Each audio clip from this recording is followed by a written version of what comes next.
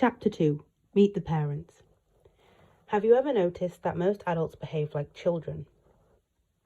I once worked in an office which, if I closed my eyes, I could have mistaken for a full room of children. There were tantrums, door slammings, name callings, just about everything you'd expect in a schoolyard, apart from having your lunch money stolen or your underpants pulled up your back in a wedgie. Almost most grown-ups act out an equivalent. Most of the time, it was just a normal environment containing kind, hard-working people. But when pressed in the wrong way, some in the office reverted to being children. I suspect you've lived or worked in the same kind of place. I'd be surprised if you haven't. Few adults grow out of that kind of behaviour. You only need to watch a room full of politicians arguing to know exactly what I'm talking about. On the surface, we appear to be grown-ups. We've learnt how we're supposed to behave, but push or prod us in the wrong way and maturity goes right out the window. Some people try to hide their childish behaviours in the effort to be respectable or professional, but behind closed doors, their husband, wife or children get to see their juvenile tendencies play out in their emotional behaviour.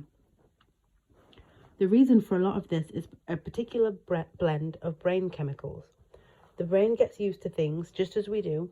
While we might get used to a job, a husband or a wife, or even a certain blend of tea, the brain gets used to a certain blend of chemicals.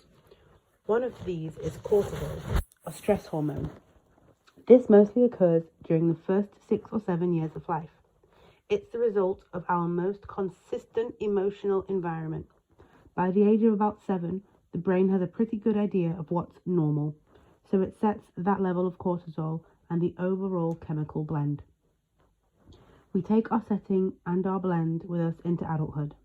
As we move through our adult years, it flavours how we tend to feel about ourselves, how we interpret the world around us and the behaviour of other people, and how we respond to stresses. It's why most of us behave like children. The cortisol setting and chemical blend aren't genetic, even though a lot of people assume they must be. It's common to believe that genetics are always in charge. This is made worse by large genome programs being given billions of dollars in investments so that we can identify the gene for cancer or the gene for Alzheimer's. These projects make headline news, but the scientists working on them know it's not nearly as black as white as that. They know that the environment plays a huge role in how genes behave. Unfortunately, by and large, the public doesn't know this. So people get the idea that if something's in their genes, they can't do anything about it. And that's not true at all. With the exception of a very small number of genetic diseases, how a gene behaves is largely down to its environment. A gene is a bit like a light bulb with a sensor on it that measures how much natural light is around. As the natural light fades in the evening, the light bulb comes on. It's responding to its environment. Our genes do that too. They've always been doing that. That's how they work. Don't get me wrong, genetics play a role too. But when it comes to setting the chemistry and even much of the neural architecture of the brain, it's only a minor role. Our environment is much more important, and as small children, our environment was created most of the time by our parents. Let's give the self-worth setting a scale of 1 to 10.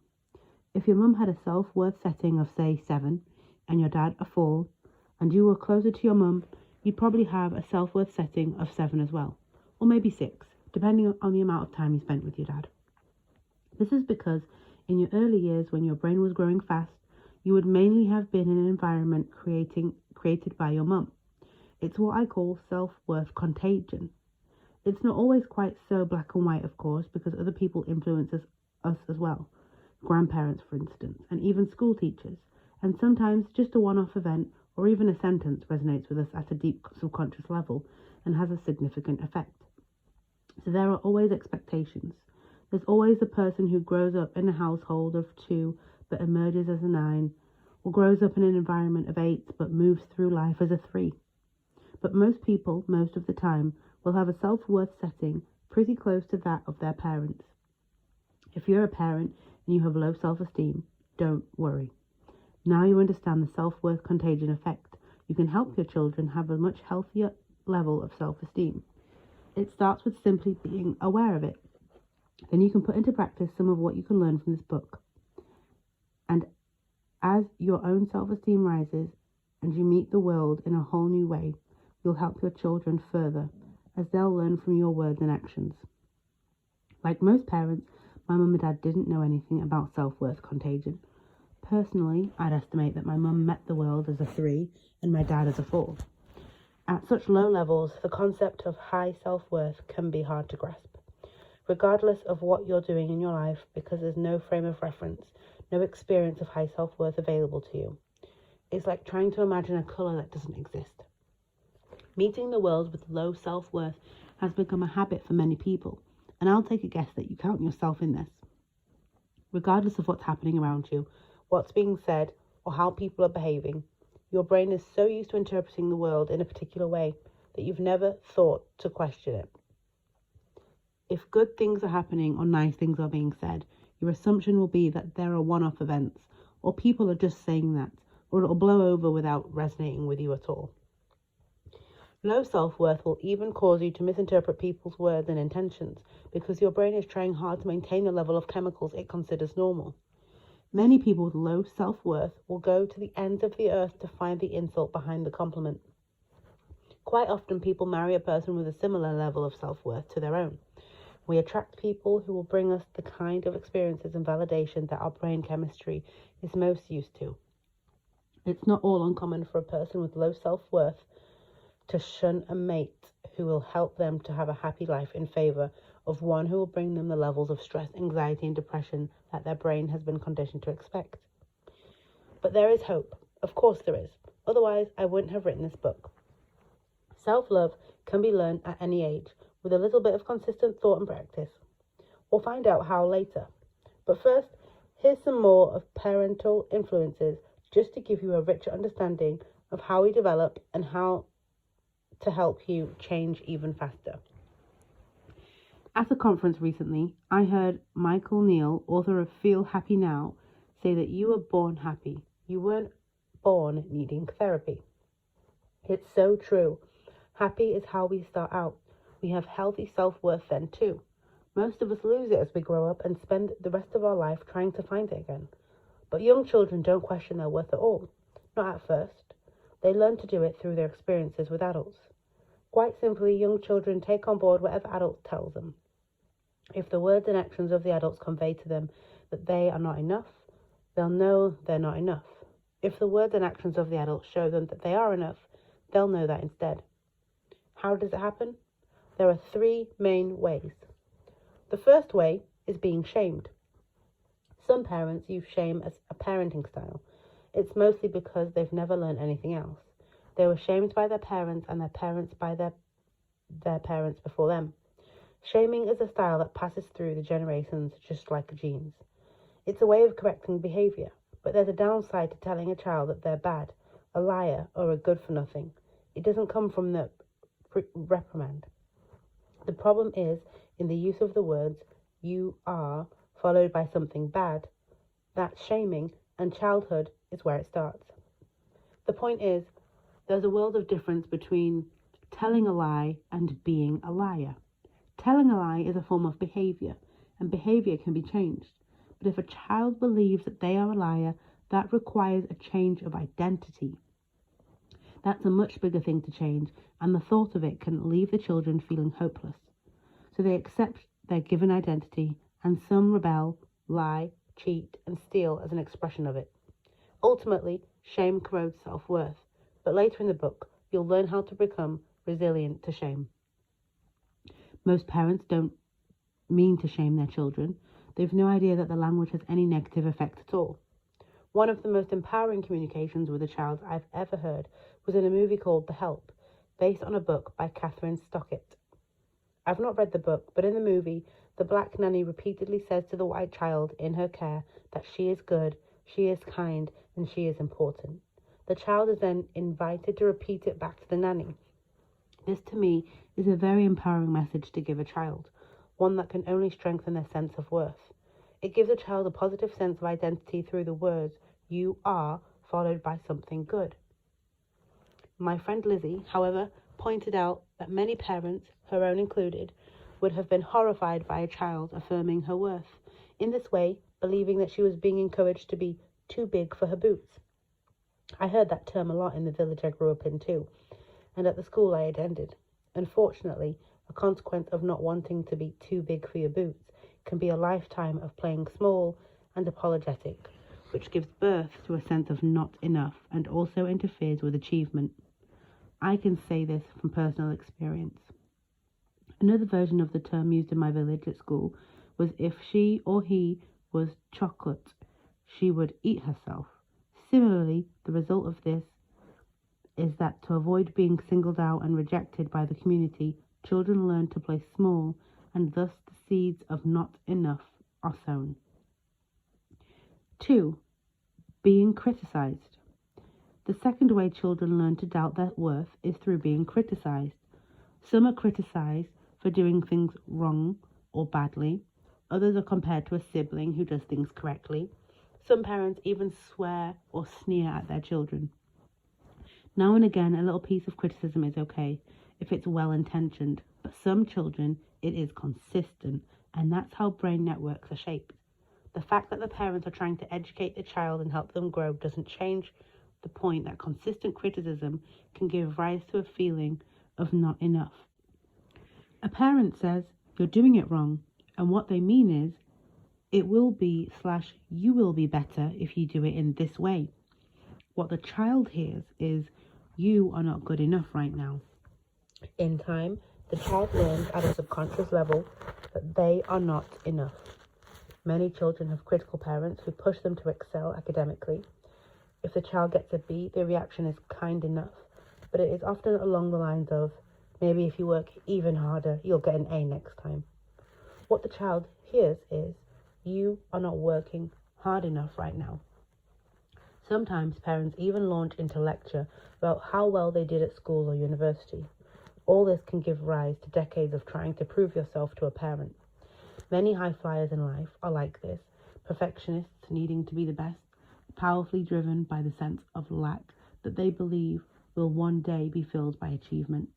But they completely lack the understanding that lack of worth can never be filled by achievement. Only knowing you are enough will fill this void. 3. Through observation. The third way to learn to doubt our worth is through observation, the behavior of those around us, particularly our primary caregiver. My mum had low self-esteem when I was a child, and I was there when she acted out her feelings about herself, so I learned to act the same way. Not because she told me this was how I should behave, but simply because it was what I learned from her. In fact, she learned to doubt her own worth when she was a child. As an 8-year-old, my mum had watched her mum have a stroke that left her paralyzed down one side and unable to speak. My granny collapsed on the stairs and clutched hold of the banister. My Auntie Jane, mum's eldest sister, who was 17 at the time, screamed, "Go get my daddy." He worked about a mile away. Mum ran along the road as fast as her legs would carry her and returned with Papa. Granny was taken to hospital. Granny had always done the washing and cleaning, and when she was recovering from the stroke, the rest of the family had to take over. My papa was working long hours, and my mum's 2 elder sisters were at the age where they were out a lot with boys. Mum felt that she had to learn to do everything for herself, and also help look after her 2 younger brothers. One day, a couple of years later, the school teacher took her aside and told her that her ribbon in her hair was dirty, and that even though her mum was disabled, she was old enough to take better care of herself. While this was well-intentioned, telling a young girl who was close to puberty that she is dirty is about the worst thing in the world. Through no fault of her own, Mum developed a deep belief that she was less worthy than everyone else.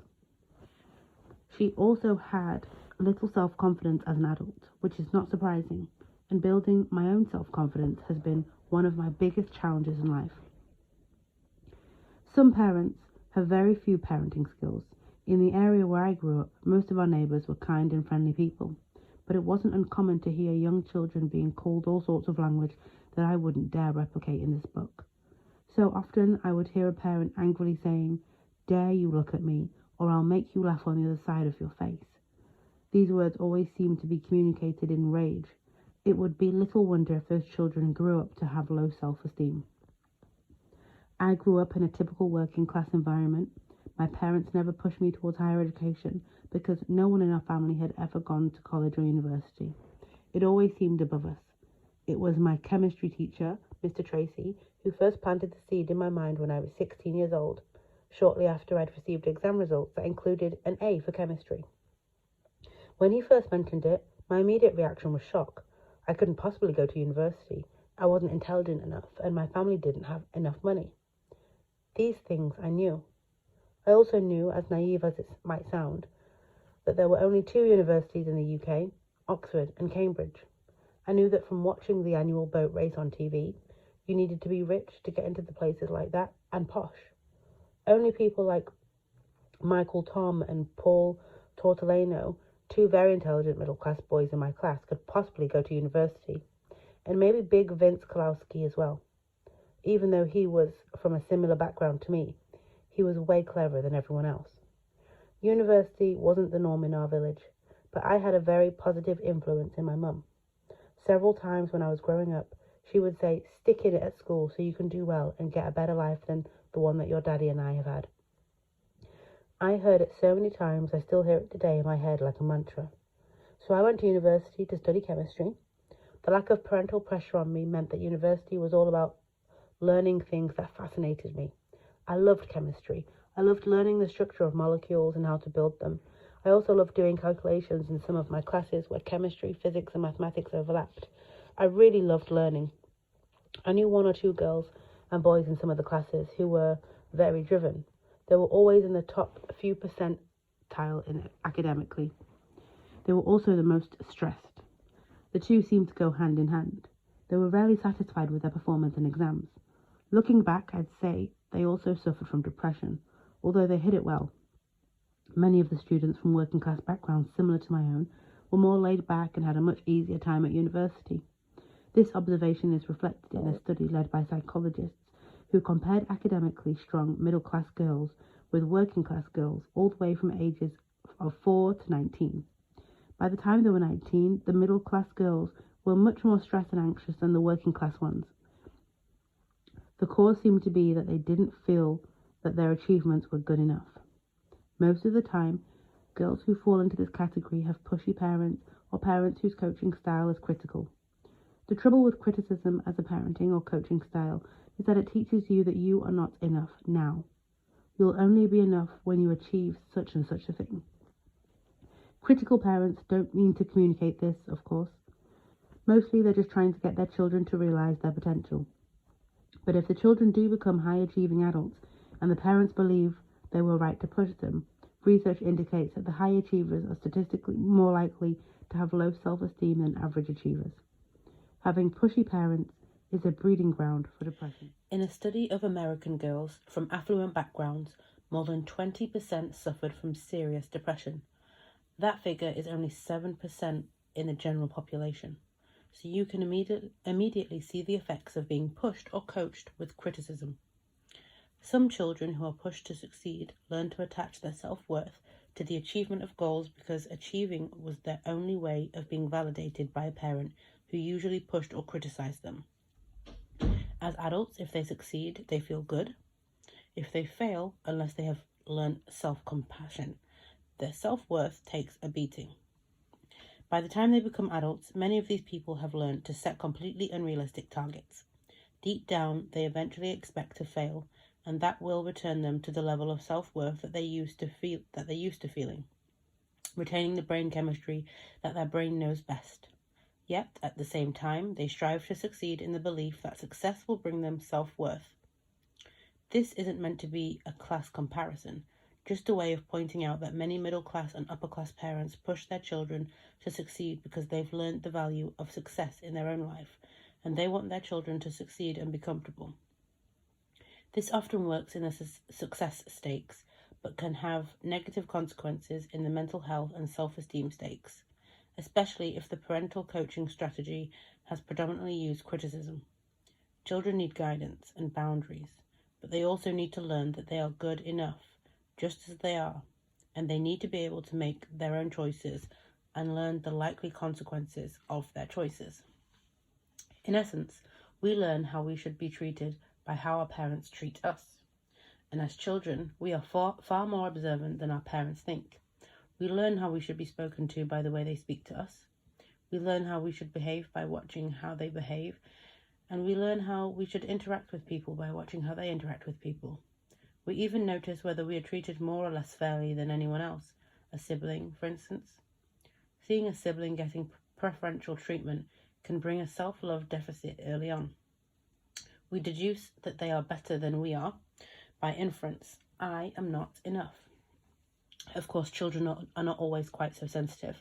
Most children are highly resilient and are unlikely to be affected by the odd throwaway comment or situation where another child appears to be favoured over them.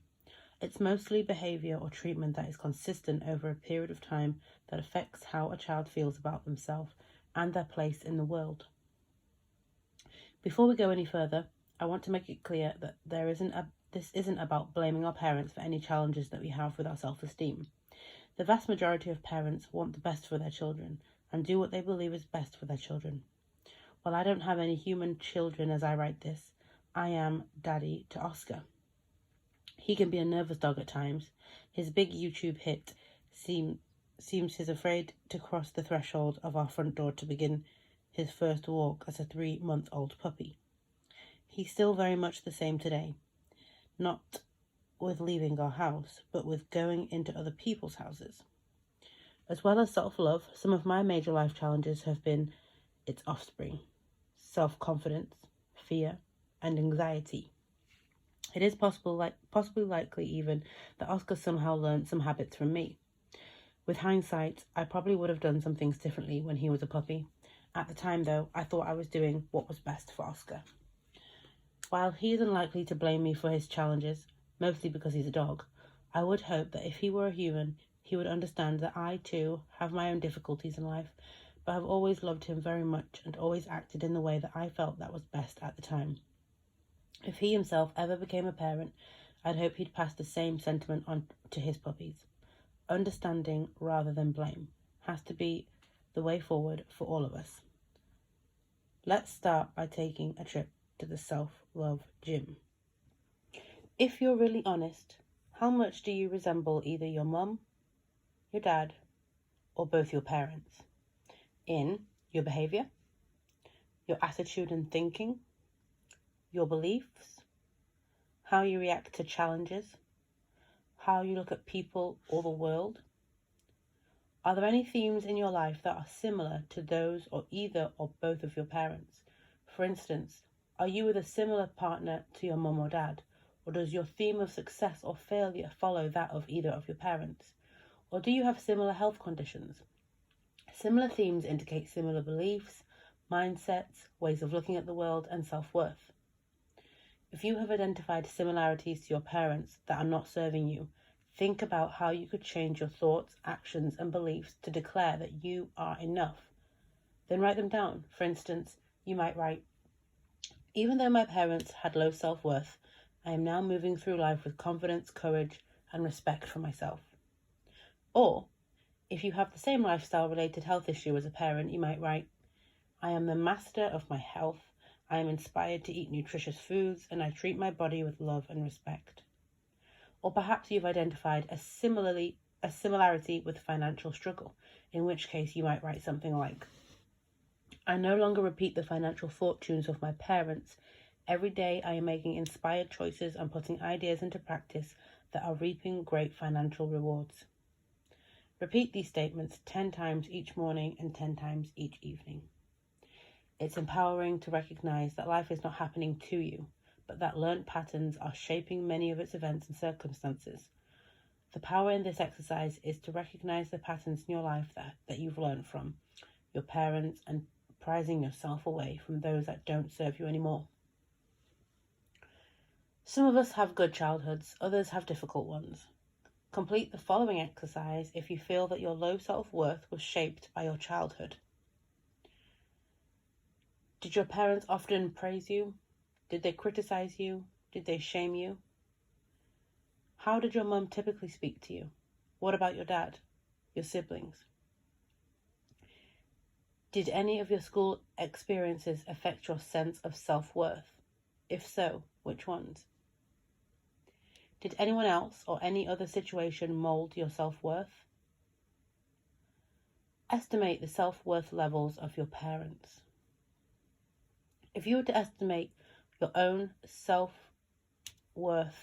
how closely would it match to that of your parents? As I mentioned earlier, it's quite important that you don't go blaming your parents for your self-worth difficulties.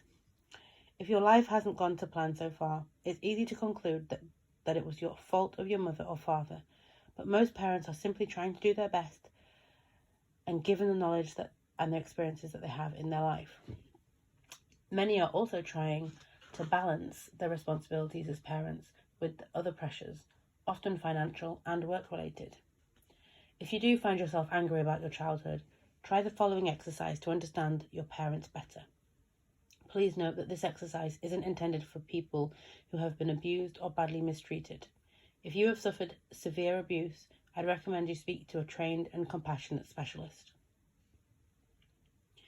Thinking about how your parents behaved towards you as a child, ask yourself, what was their intention? Sit with the question for a little while. Try putting yourself in their shoes. Do you really think they intended to make you unhappy? Could it be that they were just trying to do what they thought was best for you?